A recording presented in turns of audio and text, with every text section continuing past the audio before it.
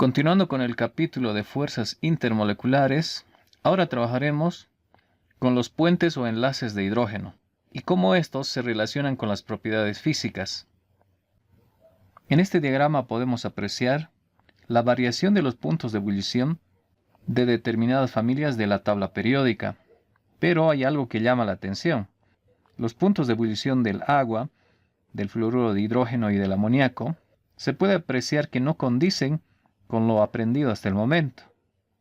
Recordamos de los anteriores videos que los puntos de ebullición incrementan con el aumento de la masa molar, pero la masa molar del agua es menor a la masa molar del sulfuro de hidrógeno. Del mismo modo ocurre con el fluoruro de hidrógeno, donde su masa molar es menor a la del cloruro de hidrógeno. Y por supuesto ocurre el mismo fenómeno en este compuesto. Y según bibliografía, nos indica que los puntos de ebullición en una serie de compuestos similares que contienen elementos del mismo grupo periódico incrementan con la masa molar. Esta excepción a la regla se puede explicar debido a que existe otro tipo de interacción entre las moléculas, conocido como puentes de hidrógeno. Estos puentes de hidrógeno son interacciones dipolo-dipolo entre un átomo de hidrógeno de un enlace polar, como por ejemplo un enlace nitrógeno-hidrógeno, oxígeno-hidrógeno o flúor-hidrógeno, y un átomo electronegativo, como ser el oxígeno, nitrógeno o flúor. Como se puede apreciar acá, la interacción entre dos moléculas de agua es debido a un puente de hidrógeno.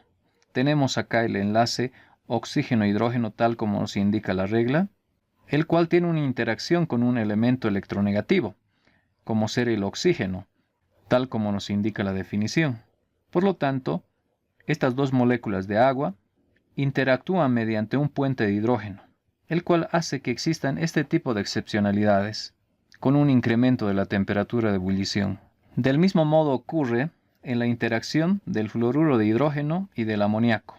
Tenemos acá el enlace flúor-hidrógeno, el cual interactúa con un elemento electronegativo que es el nitrógeno, formando un puente de hidrógeno. A continuación trabajaremos con el siguiente ejercicio. ¿Cuál de las especies siguientes son capaces de unirse entre sí mediante puentes de hidrógeno? Por lo que tenemos acá esta serie de compuestos para realizar el análisis. Como se puede apreciar acá, este compuesto no posee los elementos electronegativos, tampoco tiene los enlaces hidrógeno-oxígeno, hidrógeno-nitrógeno o hidrógeno-flúor. Por lo tanto, este compuesto no formará puentes de hidrógeno. Del mismo modo tenemos a este compuesto, no tiene los enlaces hidrógeno con el flúor, nitrógeno ni el oxígeno, lo propio para este otro. Del mismo modo este compuesto, acá posiblemente haya un puente de hidrógeno. Para ello vamos a dibujar la estructura de Lewis. Acá tenemos ya la estructura dibujada. Y para observar si existe un puente de hidrógeno, volvemos a dibujar la misma estructura. Y podemos apreciar acá que existe el enlace hidrógeno con el oxígeno, donde este hidrógeno interactúa con un elemento electronegativo, como ser el flúor, el oxígeno o el nitrógeno. En este caso, hay una interacción con el oxígeno. Por lo tanto, llegamos a la conclusión: el ácido acético es capaz de formar puentes de hidrógeno entre sí. Ahora trabajaremos sobre la relación que existe entre las fuerzas intermoleculares con algunas propiedades físicas. Cabe recordar que varias propiedades físicas dependen de las fuerzas de atracción intermoleculares, como por ejemplo la temperatura de ebullición, temperaturas de fusión, viscosidad, tensión superficial y otros. Entonces, como conclusión, podemos indicar que a mayor fuerza intermolecular, mayor será la temperatura de ebullición, la temperatura de fusión, la viscosidad, la tensión superficial y otras propiedades que dependen de las fuerzas intermoleculares. Ahora trabajaremos con el siguiente ejercicio. ¿De cuál miembro de cada uno de los siguientes pares de sustancias se esperaría que tuviera el punto de ebullición más alto? Tenemos acá 3 incisos con pares de compuestos donde realizaremos el análisis. Comenzamos con este primer inciso. Tenemos el oxígeno y el cloro, y la pregunta es, ¿cuál posee el mayor punto de ebullición? Es decir, ¿cuál de los dos poseen mayores fuerzas intermoleculares?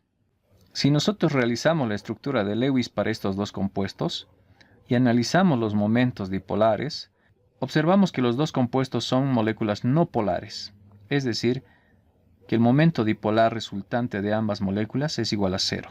Por lo tanto, las únicas fuerzas que mantienen unidas a esas moléculas son las fuerzas de dispersión. Y como la masa molar del cloro es mayor a la masa molar del oxígeno, entonces las fuerzas de dispersión del cloro son mayores a las fuerzas de dispersión en el oxígeno. Es decir, que el cloro tendría el mayor punto de ebullición respecto al oxígeno. Continuamos con el siguiente inciso. Si observamos la geometría molecular de estos compuestos y realizamos el análisis del momento dipolar, se puede apreciar que el dióxido de azufre es una molécula polar, donde su momento dipolar es diferente de 0. Es decir, que las fuerzas intermoleculares en moléculas de dióxido de azufre son fuerzas dipolo-dipolo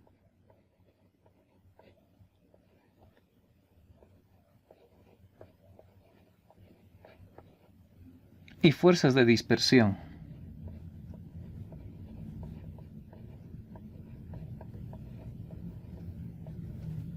En cambio, si analizamos la geometría molecular del dióxido de carbono, el momento dipolar resultante es igual a 0. Por lo tanto, se trata de una molécula no polar, es decir, que las únicas fuerzas que mantienen unidas a las moléculas de dióxido de cloro son las fuerzas de dispersión.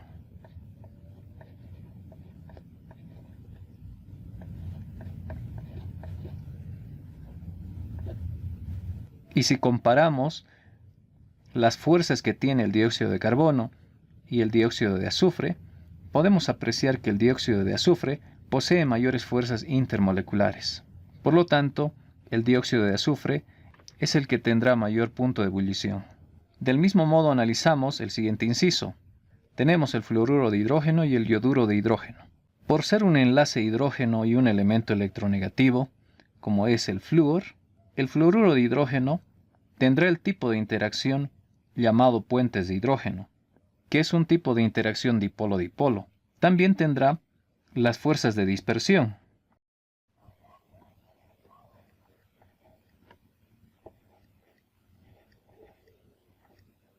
En cambio, el yoduro de hidrógeno no tendrá los puentes de hidrógeno, porque no es una interacción hidrógeno con flúor, oxígeno o nitrógeno, es decir, que solo tendrá fuerzas de dispersión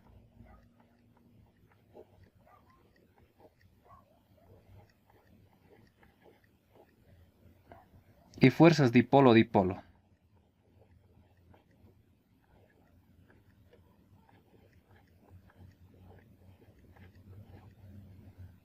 Por lo que en la comparación de fuerzas intermoleculares, ambos poseen fuerzas de dispersión, pero el fluoruro de hidrógeno posee puentes de hidrógeno que son mayores a las fuerzas comunes dipolo-dipolo.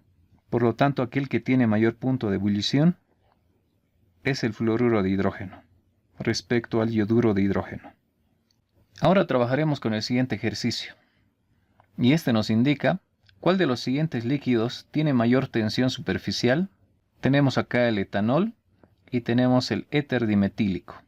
Recordamos que la tensión superficial depende de las fuerzas intermoleculares, por lo que a mayor fuerza intermolecular, mayor tensión superficial. Realizamos primeramente las estructuras de Lewis para ambos compuestos. Tenemos para el etanol esta estructura, donde se puede apreciar hay un enlace oxígeno-hidrógeno que son característicos para la interacción de los puentes de hidrógeno.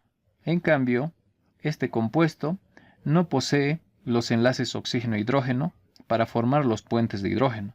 Entonces, el etanol es posible que forme enlaces de hidrógeno, donde seguramente interactúa este hidrógeno con el elemento electronegativo oxígeno de otra molécula de etanol. Entonces, la interacción que posee entre moléculas de etanol son los enlaces de hidrógeno. Y también posee fuerzas de dispersión, por tener electrones dentro de su estructura, al igual que este compuesto posee fuerzas de dispersión. Por lo tanto, el que tendrá mayor tensión superficial será el etanol.